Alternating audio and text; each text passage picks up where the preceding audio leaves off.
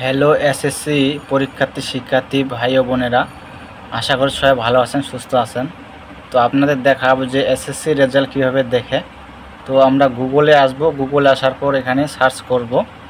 Search করার পর এখানে দেখতেছেন, এখানে এসএসসি রেজাল্ট দিব।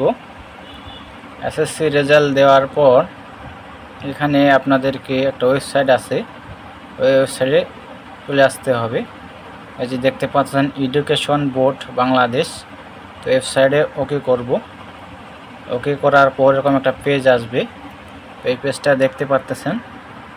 এইখানে আমি আপনাদেরকে দেখাবো বিস্তারিত, সাথে থাকবেন। এই যে দেখতে পাচ্ছেন, তো এখানে এক্সামিনেশন এসএসসি দাখিল দেওয়া আছে, ইয়ার দেওয়া আছে 25, বোর্ড এখানে সিলেক্ট করতে লাগবে। তো আপনার কোন বোর্ড এখানে দেওয়া আছে, ধরেন আমি মনে করি দিনাজপুর দিলাম, আমার বোর্ড দিনাজপুর। যার যার বোর্ড এখানে দিবেন। দিনাজপুর দেওয়ার পর এখানে দেওয়া আছে রোল, তো এখানে রোল দিবেন। মনে করো আমি একটা রোল দিলাম, এই যে রোল দিচ্ছি। তারপর দেওয়া আছে এখানে রেজিস্ট্রেশন নাম্বার, তো এখানে রেজিস্ট্রেশন নাম্বার দিবেন। রেজিস্ট্রেশন নাম্বার এখানে দিয়ে দিলাম আমি।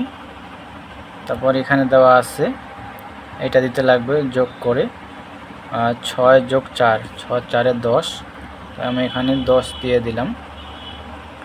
তারপর কি করতে হবে, এখানে সাবমিট দিতে লাগবে। এখানে সাবমিট দিয়ে দিবেন। সাবমিট দেওয়ার পরে যে দেখতে পাচ্ছেন রেজাল্ট চলে আসছে। এই হলো রেজাল্ট। এই যে কোড দেওয়া আছে, সাবজেক্ট দেওয়া আছে। তো এখানে এই যে কত পয়েন্ট পাইছে, এই যে দেখতে পাচ্ছেন। এখানে এই যে জিপিএ 4.89 এখানে দেওয়া আছে। Roll number Dinajpur, science, group science থেকে, টাইপ রেগুলার এখানে দেওয়া আছে। তো এখানে আপনাদেরকে দেখতে পাচ্ছেন গ্রেড।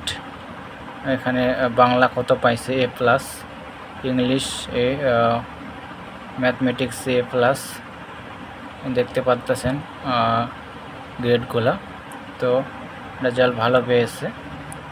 তো এই ছিল এসএসসির নিয়ম কানুন রেজাল্ট দেখার।